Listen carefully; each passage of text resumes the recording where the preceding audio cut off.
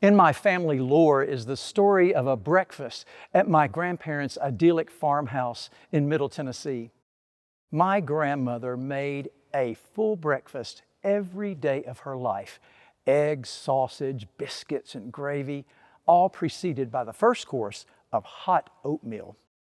Now, everyone in my family knew that my granddaddy liked his oatmeal thin and smooth, almost runny. That particular morning, my grandmother had allowed the oatmeal to get a little thick. We all realized it as we dug in and began to side glance at each other, and especially at my granddaddy.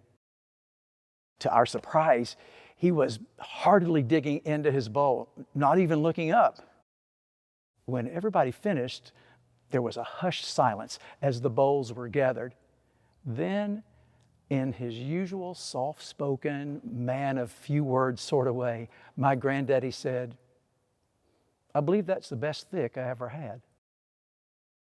Now, you see, he didn't just say he liked it, he said the best thick because, you just had to be there. Location humor, or contextualization, or incarnational reference, whatever you call it, some things just have to be experienced in person, don't they? Well, that's why after 64 weeks of pandemic separation, our church is coming back safely together in a grand festival of regathering beginning this coming Sunday, June 6th at 10 a.m. Does it take effort to get out of bed, get dressed, get the kids in the car, and come to church? Yes.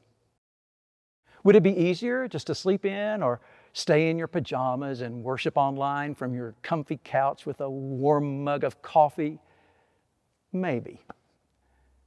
Isn't worshiping through video just as good as going to church? No. We are most fully alive when in relationship with others.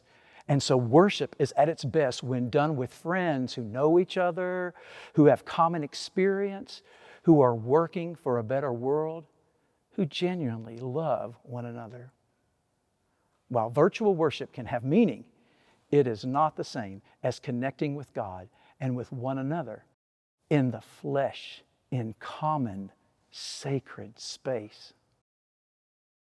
So I hope you will come to church this Sunday and reestablish this good practice of faith.